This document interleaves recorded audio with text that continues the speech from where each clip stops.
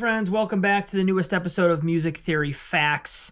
Most of what I do on this channel is music theory based. Sometimes I do bass, sometimes I do guitar, sometimes I do piano, and I also have some drum material in my shorts section going way back to basically 2020. The whole point of this video is to give you, the viewer, the music student, kind of a checklist of things to consider when you're analyzing music. Now, disclaimer, if you don't know anything about music, then this video is not going to help you. It's only going to make you more confused. But if you have a basic understanding of the fundamentals of music and how it's put together, then this might help you shape your throughway into the world of analyzing music. Okay, so this is my personal checklist for how to analyze music from a music theory perspective. Okay. Number one, you need to know the notes. You need to know that there are 12 notes in Western harmony. You need to know the natural notes. You need to know the sharps and the flats and the difference between them. You also should know intervals and the interval names.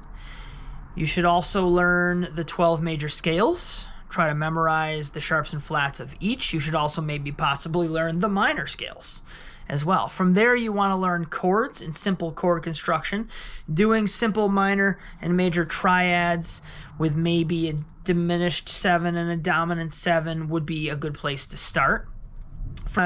Broaden your horizons by learning about the major key and how to harmonize the notes of that major key. And all that means is you're taking the notes of, say, the C scale, and you'll start on C, and you'll form a chord off of C, and that'll be considered the C chord or the 1 chord.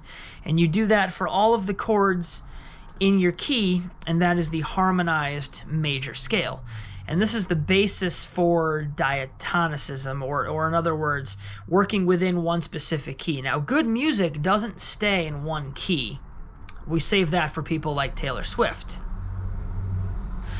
But we need to learn the basics of being in one key first before we can learn how to jump out of that key and infuse other keys into our playing. So the other thing you can learn beyond that is things called modes of the major scale specifically. Again, if you don't know anything about what I'm talking about, I'm just going to confuse you further.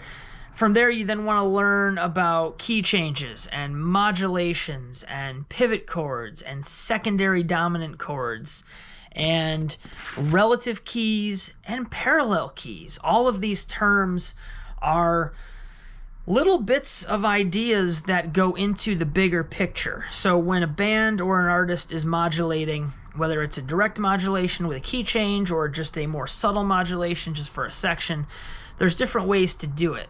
And learning about those ways helps you acknowledge those ways in songs. It helps you reverse engineer what other people have done and also help you create your own stuff.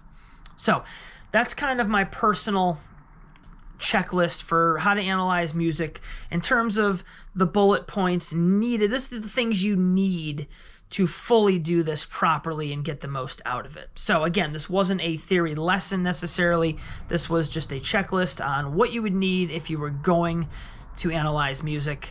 If anybody has any questions that they would like to have addressed in a video and you're still here at 4 minutes in, I'd like to thank you, first of all, for being here, checking out my stuff. If you have anything you want to say, good, bad, ugly, whatever, questions, if you want a video tailored to your question as a music theory fact video in the series, leave it in the comments below. Hit the like button on the way out, and thank you all for watching.